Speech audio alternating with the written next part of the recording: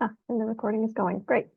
Hi, my name is Lisa Merrifield, and I am with University of Illinois Extension, and I am here today to welcome you to our local government education webinar series. Today, we are discussing the Community Change Grant funding that is available to Illinois communities. This webinar is co-sponsored by Prairie Rivers Network and the Great Lakes Thriving Community Technical Assistance Center with funding from US EPA and the Department of Energy. Today, we have 3 speakers. Each speaker will present, and then we will take questions at the end of all 3 presentations. If you have questions, please put them in the chat, and we'll share those questions with the speakers during our Q&A.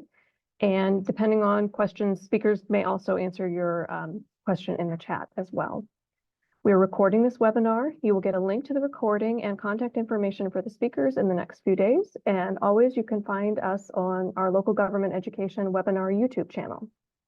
So I think that wraps up my logistics, and I will now turn it over to Amanda Pankau from Prairie Rivers Network. Amanda is the Director of Energy and Community Resilience at Prairie Rivers and is one of the Illinois leads on the Great Lakes Technical Assistance Center, or Great Lakes Thriving Community Technical Assistance Center. All right, Amanda, I will turn it over to you. Thanks so much, Lisa. Again, Amanda Pankau with Prairie Rivers Network. I want to walk you through today's agenda so you know what to expect. And I'm actually going to kick us off with a bit of an overview on the purpose of this webinar series and what we covered in webinar 1, because it's very relevant to today's discussion as well.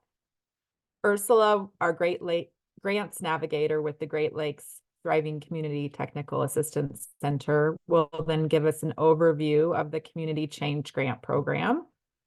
Davina with Environmental Protection Network will join us to share opportunities for technical assistance and resources for the grant. And as you'll learn today, these community change grants require partnerships. So we have Joseph with University of Illinois Extension on to share some best practices for forming community partnerships. And as Lisa mentioned, we will end the session with a Q&A, and feel free to put your questions in the chat as we go. So today is actually our second webinar in the Thriving Communities webinar series.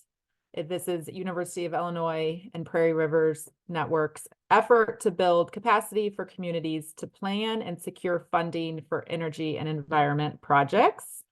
On the first webinar, we explored some of the energy and environmental funding that's available and technical assistance through the Great Lakes Thriving Community Technical Assistance Centers. So revisiting that kind of webinar 1 very, very briefly, we talked about how federally the Bipartisan Infrastructure Law and Inflation Reduction Act have created countless grant and incentive opportunities for cleaning up pollution, advancing clean energy, electrifying the transportation sector, addressing environmental justice, and adapting to climate change. And because shortly around the time these federal laws were passed, Illinois passed the Climate and Equitable Jobs Act. We are even more poised in Illinois to benefit from these federal investments because a lot of the state and federal programs can be used together. So webinar 1 just shared a bit more about these laws, and I shared some very specific funding examples that are currently available. We also, on webinar 1, looked in detail at the Great Lakes Thriving Community Technical Assistance Center. So the acronym we're going to use from now on, so we don't have to keep repeating that, is the Great Lakes TICTAC. University of Illinois Extension, as Lisa mentioned, is part of the Great Lakes TICTAC, along with the other Midwest state extension offices, as well as a handful of other nonprofit partners. Today, Ursula and Davina, our presenters, are both also part of the Great Lakes TICTAC. The mission of this effort is to help community-based organizations successfully apply for and receive this immense federal funding that's currently available. So again, you can watch that webinar 1 to learn more about the Great Lakes TICTAC. There's a great website to check out, and this series, we don't have dates scheduled yet, but it will reconvene in April with future topics on some of the things I've mentioned here and more. And if you have ideas for things you'd like to hear, do please let us know. But with that, I will hand it over to Ursula. And today we're going to hear very specifically about one of the big funding opportunities from the Inflation Reduction Act, which is the U.S. Environmental Protection Agency's Community Change Grants. So go ahead when you're ready, Ursula. Thanks, Amanda. Let me just share my screen here.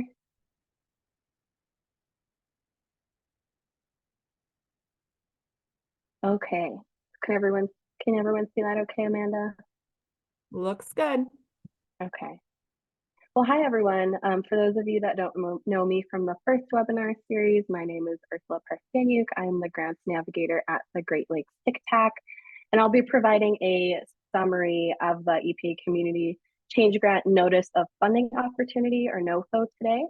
And it's quite a large funding opportunity, a NOFO, so I'll just touch on each of these in the presentation today. So we'll just go over some links and resources, the technical assistance that is available through the EPA for the community change grants.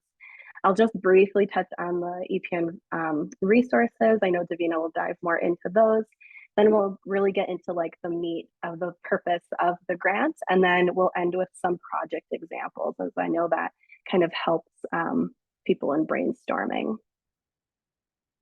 So just to start, links and reminders. So we'll be sending out this PowerPoint afterwards, so you'll have all these links as well. There will be the main EPA grant website for the Community Change Grant. There was a Biden-Harris Community Change Grant announcement, which does a good summary of the announcement. You'll have the most updated NOFO for the Community Change Grant. The EPA just recently updated the NOFO again last week. You'll have the EPA NOFO webinar from December 7th that gives an overview of the funding opportunity as well. And then you'll have the most updated FAQ and the indirect cost webinar. So I just want to start to mention that there are 2 EPA technical assistance programs dedicated to the Community Change Grant, separate from the TICTAC. And so the EPA actually recently informed the TICTACs that we are supposed to provide more fundamental community change grant support, whereas a separate technical assistance organization is leading community organizations to the more specialized parts of the community change grant. So the main technical assistance provider, Community Change Grant Technical Assistance, or CCTA, will be providing grant application support, project planning and development, outreach and engagement, general capacity building. And so this will include everything from budget development, helping develop project maps, as well as obtaining specific subject matter expertise and relevant data for your project narratives, among a large amount of other support. So that's a great opportunity that community orgs will want to utilize as well. And then there's also another technical assistance available for disaster-prone areas specifically. And so the links to both of these will be sent out as well. But you could definitely kind of start by contacting the TICTAC if you'd like, and we're supposed to help more. Just make sure you're like registered for sam.gov, start going over some project ideas, making sure you're eligible, and then we can work with you to kind of move over to the EPA technical assistance support. So I also just briefly want to touch on the EPN resource reminders. If you're looking for partnerships, EPN is also offering support with this, and they do hold the sam.gov office hours for our network as well. So really the purpose of the Community Change Grant is to offer an unprecedented opportunity to transform disadvantaged communities across the US into healthy, climate resilient, and thriving communities for current and future residents. So the grants are really community-driven projects, and the goal is to address climate challenges and reduce pollution while strengthening communities through implementation. So really the objectives are to empower and strengthen environmental and climate justice communities with resources, partnerships, and support so they can make positive long-term changes in terms of their health, eliminating pollution, advancing environmental health that will impact their communities for generations to come. So some key information on the funding opportunity is that the application is actually on a rolling basis until November 21st of 2024. So this will allow you to utilize technical assistance and possibly even resubmit a new application if you're not initially selected for funding. You're allowed one resubmission. But I do want to note that the funds may not remain until November of 2024. There is large interest in this grant. So the initial award selections will begin this April. And so the anticipated start period for initial selections will be this June of 2024. And after this, applications that receive a high enough score will actually be referred and awarded monthly after April. And the grant only has a 3-year maximum duration. The EPA has been communicating very strongly that they will not grant extensions to the grants, as is common on grant applications. And then there's some indirect cost rate also limitations as well to be aware of. So the entities eligible to apply under this NOFO are a partnership between 2 community-based nonprofit organizations, a partnership between a nonprofit organization and one of the following, either a federally recognized tribe, a local government, or an institution of higher education. And so projects must also benefit a disadvantaged community or communities. And this is a requirement of the grant that you'll be required to submit a project area map. So that is a key eligibility piece of the grant. And so on top of kind of that structure, the grants must include a statutory partnership and collaborating entities underneath. So the statutory partnership is those eligible entities that I mentioned in the previous slide. So the partnership between the 2 CBOs or the 1 CBO and federally recognized tribe, local government, or institute of higher ed. So the statutory partnership is comprised of a lead applicant, which will be one of those who enters into a partnership agreement with the statutory partner. And then the lead applicant will become the grantee and operate as a pass-through entity for the subawards. And then under that, you'll have collaborating entities, which are required to have 1, 2, or more collaborating entities. And this can include entities eligible or not eligible to be statutory partners. So it can include states and tribal governments, but it cannot include for-profit businesses or individual consultants or other commercial service providers. You're still able to include in the proposal a purchase for professional services to complete your work, but collaborating entities will really be the ones to support the implementation of various components of the grant. So there are some application limitations. So any lead applicant is only allowed to submit a maximum of 2 applications, and you can receive only up to 2 awards. So you can submit either 2 track 1 applications, 2 track 2 applications, and I'll go over these in the next slide, or 1 of each. And so really the meat of the community change grant is that there's 2 tracks that you can apply for. You can apply for track 1 or track 2. Track 1 grants are what they call community-driven investments for change, and these should focus on multifaceted applications with climate action and pollution reduction strategies to meaningfully improve the environmental, climate, and resilience conditions affecting disadvantaged communities. You must submit a grant between $10 and $20 million. EPA does not want to see grants less than this, and they won't allow budgets over this. And they expect to make around 150 track 1 awards, including those under target investment areas, which I'll go over in the next slide. But you do not have to identify as a target investment area to be eligible. And I just want to say the estimate on the awards is really just based on the applications they receive and how applications score. And then the other track you can apply for is track 2, or meaningful engagement for equitable governance. And this is really to facilitate the engagement of disadvantaged communities and governmental processes to advance environmental and climate justice. So these are smaller grants, and less of the bulk of the money is devoted to these.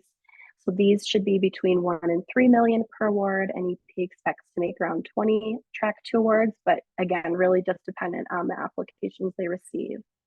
And so I quickly just want to touch on the track 1 target investment areas, or TIAs. So EPA has identified 5 TIAs to help ensure that communities with unique circumstances can equitably compete for funding. That includes tribes in Alaska, tribes outside of Alaska, territories, disadvantaged unincorporated communities, and U.S. southern border communities. So I just want to remind you, you don't have to identify as a TIA to be eligible. And if you are a community that submits an application as a TIA, it's just a box you will check in the application. The application will otherwise be the same. And the uniqueness of this is that applicants applying under a specified TIA will compete against one another under the same TIA as opposed to the broader application pool. And so again, these fund allocations are only estimates again, and it's not an advantage or a disadvantage to submit an application as a TIA. It really just depends on the score that your application receives. And so I want to dive in a little bit further first into the Track 1 applications. So there's 6 requirements to this, but the key takeaway for Track 1 projects is that they must include at least 1 climate action strategy and 1 pollution reduction strategy. And I'm going to talk about some examples in a little bit here. And then the other kind of requirement I want to address just name really quick is that readiness approach. So this is where they're going to be scoring you on if you can complete the projects within 3 years, because they won't be giving extensions. So that is a really key piece of the application. And then Track 2, meaningful engagement for equitable governance. So this should focus on breaking down systemic barriers to community participation and government processes impacting environmental and climate justice. So these are more of the capacity building grants that to help close equity gaps. And so I really quickly want to touch on some project examples for the Track 1 climate action strategies, the Track 2 pollution reduction strategies, and some Track 2 project examples. So there's 8 climate action strategies. And if you submit a Track 1 application, you must identify at least 1 climate action strategy that your project meets. And I definitely want to say that I couldn't write down all the details of all the examples. So you'll definitely want to go back to the notice of funding opportunity to get more details on each example. But I want to just touch on each of the strategies. So one strategy you can touch on is green infrastructure and nature-based solutions. So an example of this is tree planting through carbon sequestration or multi-benefit stormwater projects. The second strategy your project might touch on is mobility and transportation options for preventing air pollution and improving public health and climate resilience. So this project example for this can include constructing new or enhanced bikeways, walkways, or non-motorized urban trails, or purchasing, constructing, and or installing infrastructure, equipment, or facilities to create and or support low or zero emission transportation options. The third strategy that you might touch on is energy efficient, healthy, resilient housing and buildings. So an example of this is installing energy efficiency measures such as installation, double or triple glazed windows, cool roofs, and energy management systems in public buildings, as well as installing retrofitting homes in multifamily housing with higher efficiency electrical heating or cooling systems. The fourth strategy your project might touch on is microgrid installation for community energy resilience. Example of this is, of course, constructing microgrid infrastructure. The fifth strategy is on community resilience hubs. An example of this might be designing a plan to mitigate specific risks for creating or upgrading community facilities to serve as resilience hubs that remain operable during an emergency, or implementing wildfire mitigation measures. The sixth is on brownfield redevelopment. So a project example of this is building or upgrading existing structures and sites to improve community use while reducing greenhouse gas emissions and or improving climate resilience, or acquiring land to enable brownfield redevelopment that has emissions mitigation and or climate resilience benefits. And I'll just note that this grant does not support brownfield remediation, only redevelopment. And there's more information in the NOFO on this as well. The seventh strategy is waste reduction and management to support a circular economy. So implementing a community scale composting program is one example. And then the last climate action strategy you might touch on is workforce development program for occupations that reduce greenhouse gas emissions and air pollutants. So this can include a workforce development program that might include electricians, steam fitters, other skilled trade occupations that support building electrification, renewable energy projects, things like that. And so now I'm going to jump into the pollution reduction strategy. So you have to touch on one climate action strategy and one pollution reduction strategy and track one.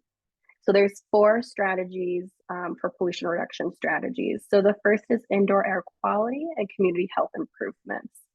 So one example of this is remediating or mitigating harmful substances in buildings. So this is remediating lead or asbestos in buildings, or equipping community centers and community buildings and agricultural working communities. The second strategy is outdoor air quality and community health improvements. So some examples include reducing exposure from mobile and stationary sources, or creating clean air zones or low emission zones. The third is clean water infrastructure to reduce pollution exposure and increase overall system resilience. So examples include performing targeted infrastructure upgrades, such as replacing private side lead lines, or providing emergency interventions, such as providing recurring point of use filters while communities await lead service line replacement.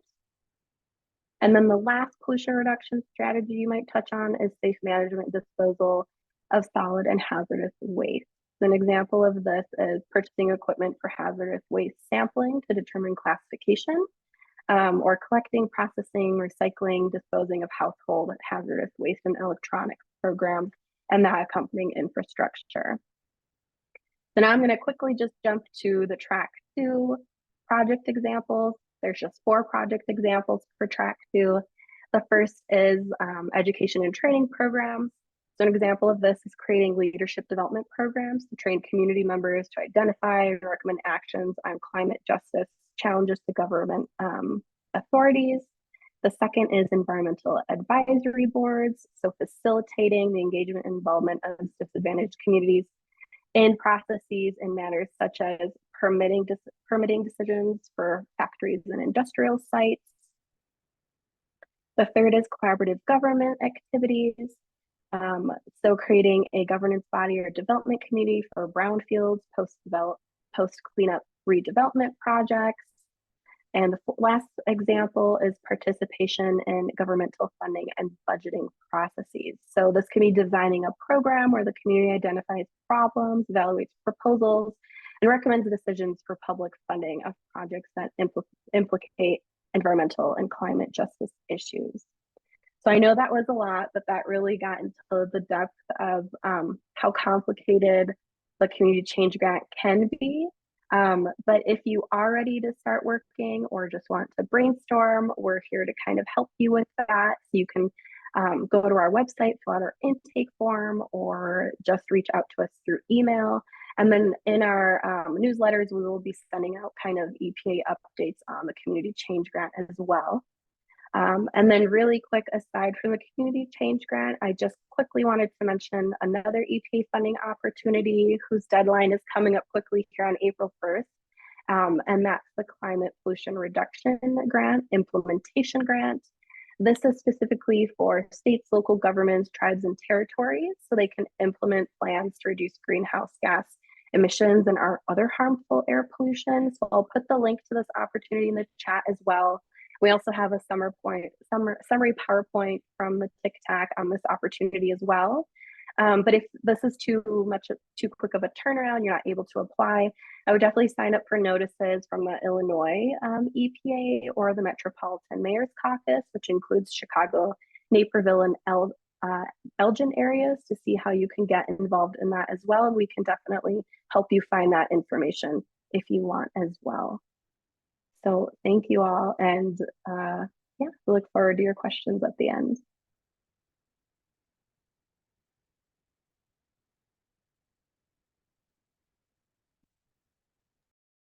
All right, thanks so much, Ursula. And next up, we have Davina from the Environmental Protection Network, who will share a little bit about some other resources that they have available for us. Thanks.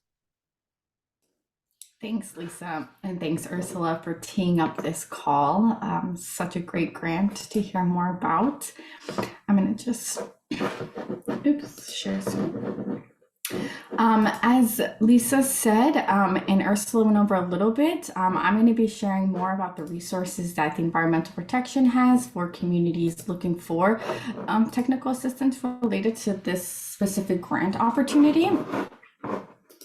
And I will preface by saying that,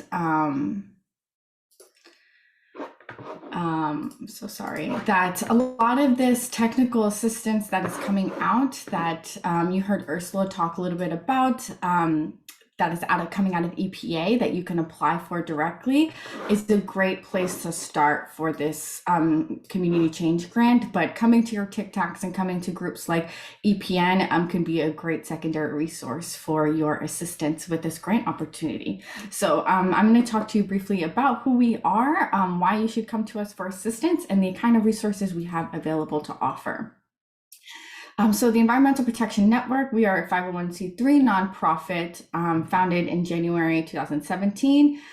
We consist of over 600 EPA alumni, so folks who used to work at the agency who no longer do and have now retired and provide their expertise and their time to frontline communities looking to protect the integrity of public health and the environment. It was formerly something really interesting. It was really as a response to the Trump administration at the time, just to protect the integrity of the agency, which was kind of seeing a little bit of turmoil. So then in 2021, we kind of switched gears a little bit and we started our pro bono capacity building technical assistance program.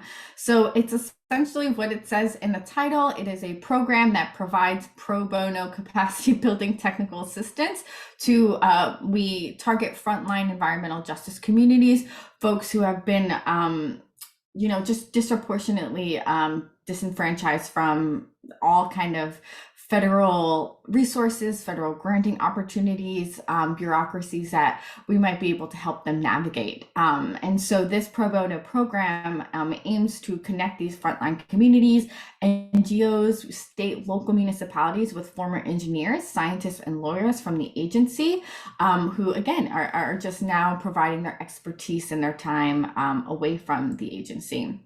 So we help navigate bureaucracy, regulations, policy questions, granting opportunities, who's who to contact, those kinds of questions.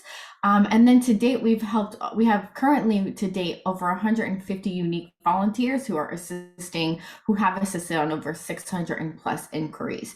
So we have this great plethora of database of volunteers, but currently 150 of them are active, and it's getting more active every day. And just a fun new thing that is starting to shift in our organization is a lot of our technical assistance has been specifically EPA subject matter. But as we see a shift in, where this funding is coming from and what is environmental justice or climate and energy justice, we're starting to get a little bit more different types of agency folks within our volunteer network. So now we've got a handful of DOE folks who are helping energy justice communities on the front lines with their initiatives. So we're really just trying to access, help make accessible any kind of federal assistance for the groups that this money is intended for. So now I'm going to go through some of the different types of assistance. I'll be going through pages. So if for some reason my screen stops sharing or you're not able to see something I'm talking about, describing, please let me know. But I'll be hopping to a different page. So specifically the types of technical assistance we provide is, very simple federal funding updates. You can join our newsletter and we send out bi-monthly-ish newsletters. So twice a month about of what federal funding is available right now, what's coming out, what you should be on the lookout, and any kind of relevant resources to those federal funding opportunities that could help you with getting that money. We develop suggested step-by-step application guides and partnership surveys for specific funding opportunities. So as you heard Ursula talk about a little bit, and they'll talk about at the end of this call as well, is partnerships is a really important part of specific grant opportunities, especially this community change grant. So we've developed a partnership survey to help kind of navigate and start those conversations. So I'm going to go to what that step-by-step process looks like in a second. And what those guides look like, but the step-by-step guides also are walking you through the beginning process of a grant, of a funding opportunity, all the way to the end, and what you should be doing and the steps that you should be taking. Those step-by-step application guides also include templates. They include samples of the project, of the grant application that you can take and copy and then make it your own. It provides checklists, so very valuable resources that I'll walk you through in a second to help you with this community change grant. So we do webinars in office hours for sam.gov, grants.gov. So we hold twice a month right now, EPN office hours for sam.gov, where you can come in and you can meet one-on-one with someone in a breakout room. There's never two more to a EPN representative, but we put you in a breakout room and we get you registered on sam.gov, or we help you with any kind of questions that you might have regarding this sam.gov or grants.gov. A lot of groups who are getting familiar with the funding process, federal funding process, sam.gov is very new, so they don't know where to start. So we help them with that as well. But we also can do that in one-on-one. So if like our sam.gov office hours don't work with your schedule, we have a representative you can reach out to, and we can just schedule a one-on-one another time that fits your schedule the best.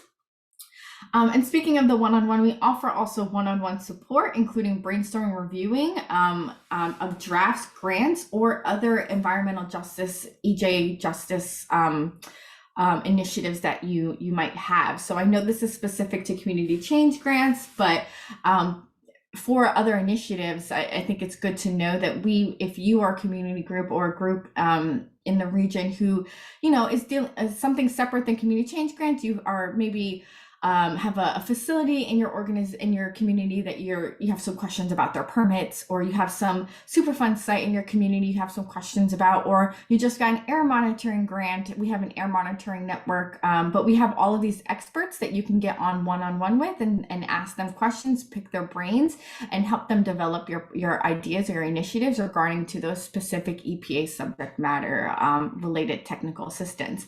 But for the community change grants and for the grants specifically, it's really getting on a call with you with one of so the EPA folks are folks who used to be part of grant programs, reviewing grants, drafting those NOFOs and developing them. So they're really, really amazingly technically savvy with what EPA can expect, what EPA is expecting when it comes to these grants. They are also folks who have retired in at least recent year, so they were familiar with these programs that are coming out. Some of them were part of the programs that are coming out right now, so they have a really great grasp and understanding of what you'll need. So getting on a call with those kinds of folks who've been walking through the NOFO and who have taken the time to create the technical advice, you can meet with them one-on-one and they can brainstorm, help review your drafts, and provide a high-level edit and review of your grants at the end before you submit it. So that's a really great support. A lot of groups take advantage of that. We say in our step-by-step guide when you should do that. But yeah, I think I'll go through the step-by-step guide now to kind of show you and get you a little bit more familiar with what you'd be looking at. So, excuse me. This is the Environmental Protection Network website. It's very simple but long, environmentalprotectionnetwork.org. It's not the fanciest thing, but it does get the job done. And you'll see like immediately on the first page that we have the Community Change Grant Step Application Guide right there. Give me 1 second. I'm so sorry. I'm just going to take a quick drink.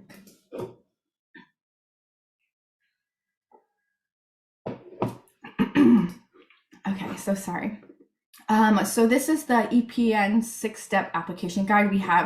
We have one for track 1, and then we have another one for track 2. So depending on which track you want to go for, that's the application guide you would look into. And so this is what our application guides look like. We start at step 1 and it goes all the way to step 6. And I'll go through each one and what they entail. As you can see, we kind of give an overview of what the community change grant is. We have a suggested, so EPA, if you're familiar with the community change grant, they have a deadline submission of November 21st, 2024. We don't suggest you wait until November to submit your community change grant. This is a rolling application, so the money could run out by then, right? So you want to really submit as soon as you can and get in while the money's there. So though EPA has a suggested deadline of November 21st, we have a recommended deadline for applications to submit as early as possible, if possible. We do realize some groups don't have that kind of capacity to get a grant in under the wire, but it's something we do recommend. Okay, so these are the steps, right? As you can see from step 1, it starts with the basic getting on sam.gov, grants.gov, and getting your UEID. If this is the first time you're hearing of sam.gov, grants.gov, you should be getting on this website immediately after this call and checking it out and getting registered and getting your UEID. It can take a while, and you don't want that to be the reason you can't apply for this community change grant. So that is definitely the first thing to do. You want to do that ASAP. And again, we offer these office hours. We have a webinar that we posted on here that you can watch if you don't want to see us face to face. We've got some PDF slides in here also that go through the process. So we try to make it as fairly accessible for you to walk through yourself if you can't get on a office hour. So then we go to step 2, which is taking a look at the resources that EPA first has available, and it's reading the community change grant eligibility, seeing if you're an even eligible entity, and then you can use this track 1 application guide checklist that we kind of just pulled from the NOFO that EPA has to track your progress and see where you are in the process. So you can see here, step 1, register on sam.gov. It just is an organized way to keep your work in check. This is also on the checklist. So again, going through, carefully read the NOFO, carefully read the eligibility, and then this is kind of just reading the webinar, looking at the community change technical assistance. Step 3 would be the next step. After you've seen, okay, this grant is for me, this grant is for us, I think we're eligible, I've checked out the webinar, I've checked out the NOFO, I've read the FAQ, I'm well equipped, and I think we're good for this.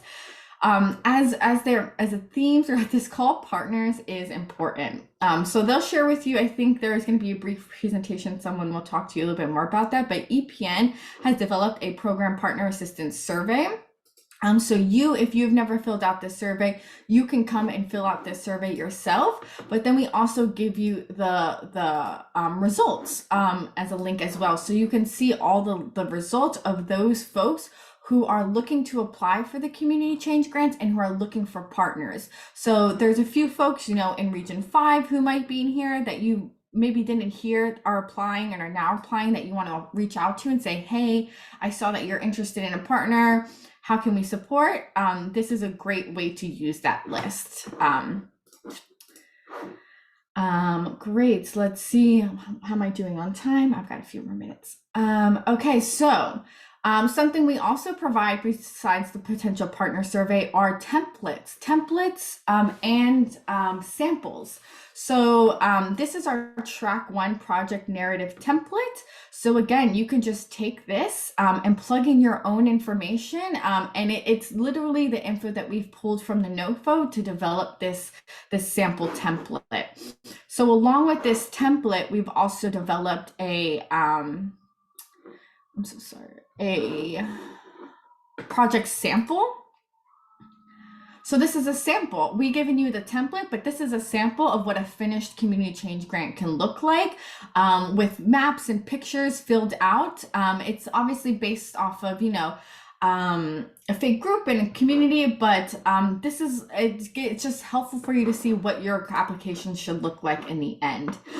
So we give you templates for your executive summary, for your project narrative, really crucial parts of your application. And then we also give you something I want to point out here that I think I skipped, apology, is this, you can utilize this EPA Community Change Grant tool. If you're really having questions about whether or not you're eligible, your project's going to be eligible, there is this decision tree that we've just kind of moved into an Excel. And it kind of scores yourself based off of your project and what you're planning to apply for. And you can see that if you're going to be eligible or if your project is going to be highly scored before you even start to apply. So I would definitely look at that decision tree as you're looking through these steps. But again, step 4, that's where you'll see all the templates, the narratives, the samples that you can use at your disposal. You just kind of create a sample and you do with it what you will. I mean, you create a copy. I apologize. And then step 5 and 6. So step 5 is completing all the mandatory documents. There's budgets, there's special forms that you need to include. We create a template for the program budget. So we also have a template budget here. We have a template for partnership agreements and for community benefit agreements. So those are agreements that you'll have with your community orgs, or your partnership agreement you'll have with your statutory partner. We do recommend, having a lawyer, look over these agreements. It never hurts. And it's just to ensure that, everything is copacetic. Step 6, review and submit. Again, as soon as you are ready. That final deadline is listed as November 21st, but you haven't heard it from me. No one is saying it, but the money can run out fast. It's a rolling deadline. Groups are highly interested in this money. So you can expect that EPA is trying to push it out as fast as possible. And yeah, that is a little bit about our guide process. Let me see if... Oh, okay. And then really quickly how we work. So generally you can reach out to me. I'm the Region 5 associate. In the meantime, we're hiring a new Region 5 associate soon, so it won't be my face, but you'll reach out to the proper associate. You can reach out to Ursula. I would go to your Minnesota Tic-Tac maybe, and they would connect you to us, or you can reach out to us directly. But once we receive your request, it's usually 1 to 3 days where we receive your request and we formally get back to you and let you know that we have started your intake process. Days 1 to 5, we will begin a phase 1 of volunteer outreach. So that's looking within our network, see who has the specific requirements for your task, the specific expertise you need, and who can fit it the timeline that you need as well. If we don't get like a volunteer within day 1 to 5, we will start like a day 5 to 10 phase 2 kind of outreach, where we'll do a larger outreach. So we'll go to some of our partners or outside of our organization, or we'll ask volunteers if they can do a larger outreach. So we really, really try to find someone, and we try not to leave the community hanging. But if for some reason we can't find a volunteer, we try to let you know rather sooner than later. So we don't let it go on for more than 10 days. We try not to, of letting you know whether or not we found you a volunteer expert to help you. Oh, fancy. So this is not relevant to all of you, but because we're only in Region 5, but I do just want to highlight that we are a very large organization, very newly growing. I shouldn't say large. Our pro bono capacity building team is quite large, but we work across the nation. I'm currently based in Brooklyn, New York, and I was the former Midwest associate before I came back to Regions 1 and 2.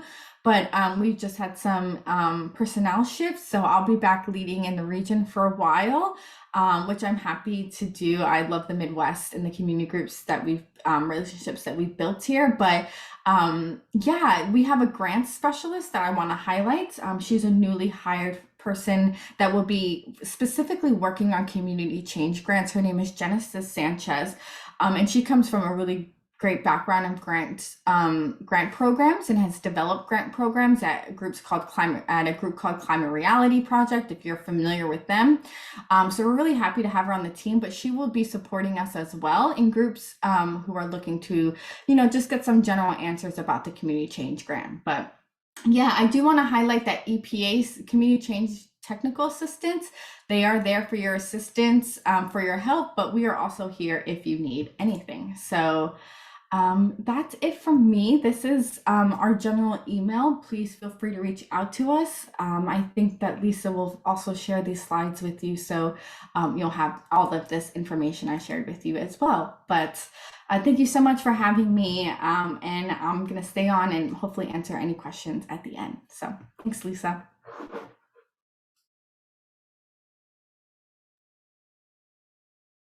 Thanks so much, Davina. Our third speaker is going to talk a little bit about how we might form partnerships, because this is a significant part of this grant and not always easy. So Joseph, I will turn it over to you.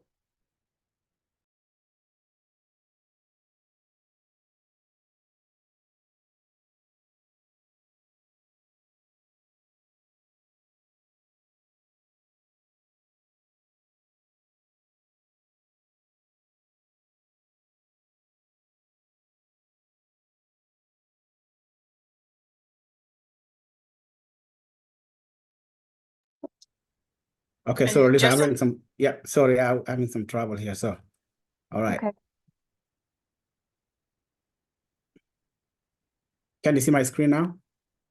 We can, if you hit the present from the beginning, because we can see the draft.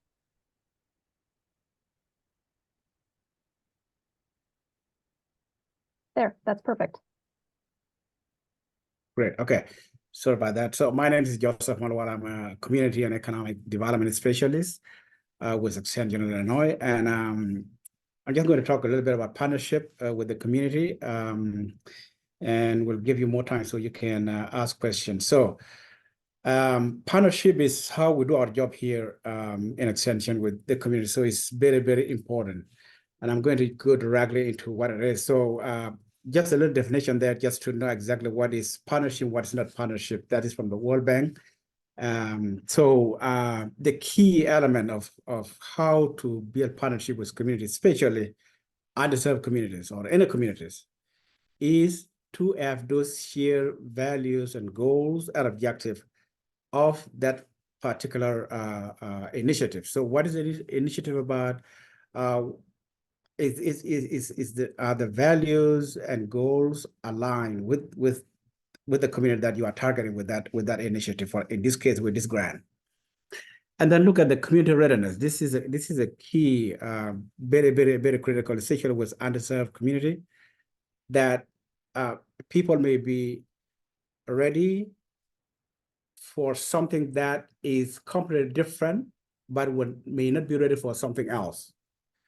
So this is where you have to do some assessment about and I'm not talking about resources here, but also the attitude of the community toward that particular subject. What are they thinking about it? Is it something positive? Is it something that is controversial? And how can you provide a forum for discussion so that you have that consensus around that subject? And then participation. I'm talking here, participation is a genuine participation where community do have a say in that particular initiative. What do you give community a safe environment? Do you making sure that there's no power barriers with the organization and the member of the communities, and then try to work together and develop the goals that start with even with the grant itself. When you write the goal of the grant, it's a good idea to bring people together and let them talk about what they think and be sure to embrace their ideas and perspective. Building trust, that is a key thing. That is very, very crucial, because nothing will work without trust. And I've seen this over and over again, especially with people of color and other communities who are marginalized. Trust is so important. I have been told so many times that we trust you, Joseph, but we are not sure about the system that you are working for. And it takes a long time to build that trust. So key element of this, if you want to take something from this presentation, is really building trust and relationship, authentic trust and relationship with the community that you are targeting. And then try also to come up with a method of evaluation, because people want to win, they want to see something, they want to see that it's working, it's making a difference in their community. Sometimes, and I'm also guilty of this, we do something in the community, we do collaboration, we take our knowledge, we publish or do something else, or we report to the grant authority, but we don't come back and we don't evaluate what the impact was, and that damages relationship in long term. So sometimes you will have few people, you don't have to wait for everyone to come. You can deal with those groups that are ready. That doesn't mean that you're going to leave other people out, but you can't wait for everyone to come, because that will kill your momentum. So work with those who are ready, and those who want to come, they will come later on.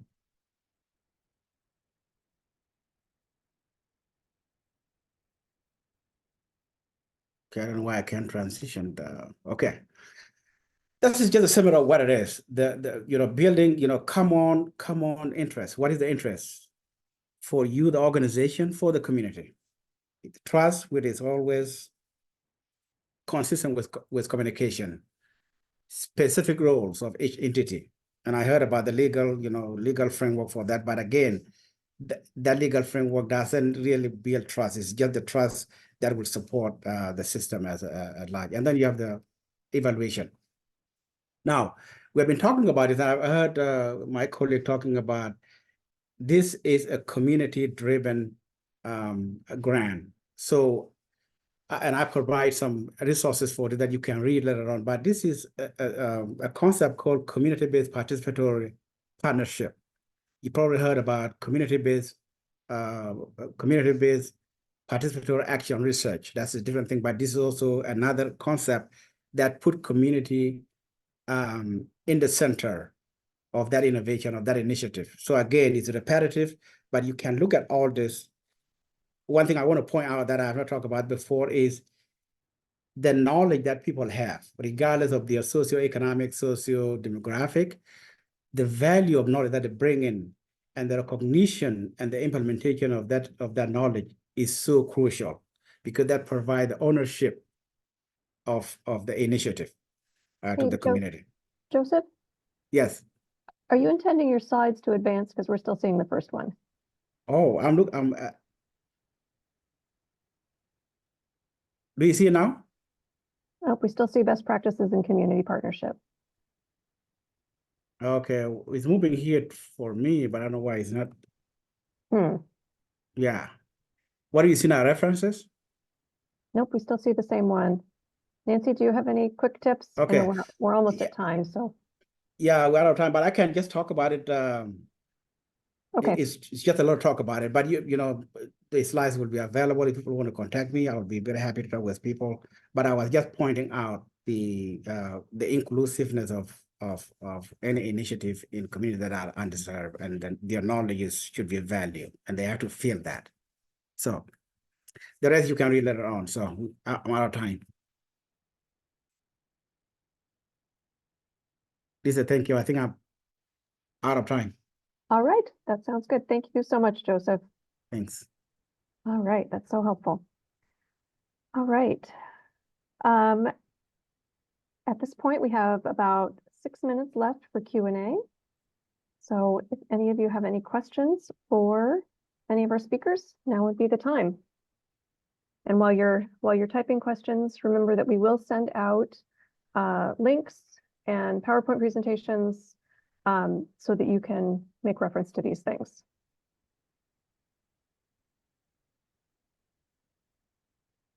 All right.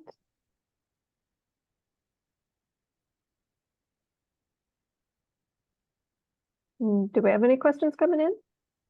If you wanted to, you could raise your hand and ask them in person as well.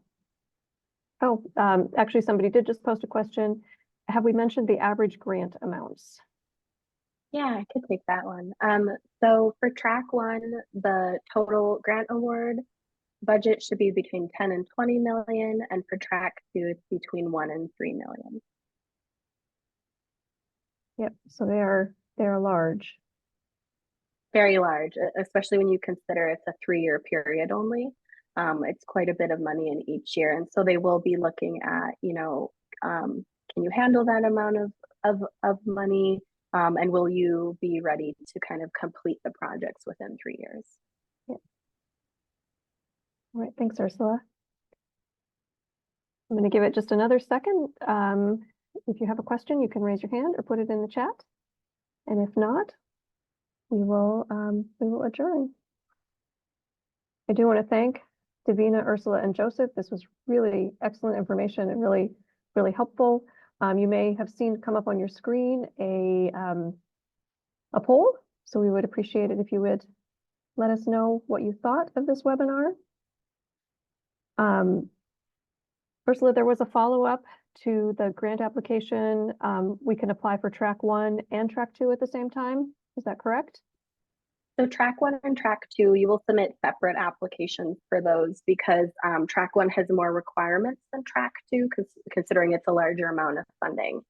And I'll also just mention that for those community orgs that this grant might be too large in size, there is each region, EPA also announced that each region has a grant makers program, and that'll be for smaller based community orgs. And I'll put the link in the chat as well. But those will be to fund kind of similar projects, workforce development, local cleanup, things like that around environmental justice. But it'll be so it's a more manageable scale for those smaller community-based organizations. All right, thanks, Ursula. Question, oh, somebody is working on typing out their question. And you are welcome to unmute and just ask your question if you would like. Oh, go ahead, Sean.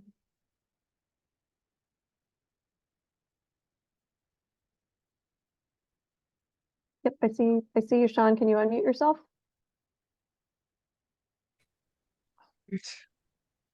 Okay, so my question is, we have quite a lot of workforce development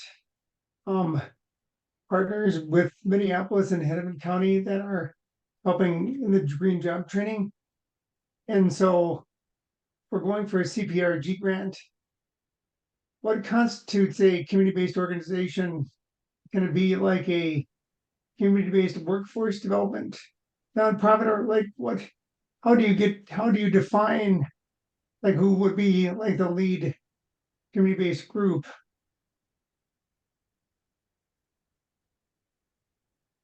Ursula, So are you talking about the community change grant or the climate pollution reduction grant? Because you said CPRG. Oh, I'm sorry. This is for a community change grant, and this would be for we're trying to scale up all the workforce development and small business development aspects to meet the needs of our Minneapolis climate equity plan implementation. Yeah, so I guess some strategies for kind of deciding who is the lead is that, EPA will be expecting that the lead applicant will be able to kind of manage the vast amount of money and be able to be a pass-through entity, so be able to manage all the sub-awards that are underneath the lead applicant. So we will probably be having Minneapolis and Hennepin County participating in the grant, so they could actually handle passing money through. Question is, for the community change grant, there has to be, a heavy hitter. Yeah, I think I'll just jump in and add that related to your question, Sean, you will have to demonstrate within your grant a relationship to the community. So that's really what they'll be looking for in terms of community-based organizations. They do say within the NOFO that it could be a national group that has a community focus, but you're going to have to prove that within the application that you have that community focus. Oh yeah, these these groups are super embedded in North Side and South Side, so it's not a problem. So defining the community-based organization, just any nonprofit that big enough that can handle money and that's also embedded in the community would count, would basically be good enough. Okay, great. Yeah. All right, thanks. We have reached the top of the hour, and I don't see any other questions in the chat. But again, you will get slides and you will get contact information so that you can go through and get more information from Ursula or Davina. You can also reach out to me or Amanda Pankau, and we can all do what we can to help. It would be great to see some of these awards come to Illinois, so I'm excited that you have all joined us today. And with that, thank you so much, and hope to see you on future webinars.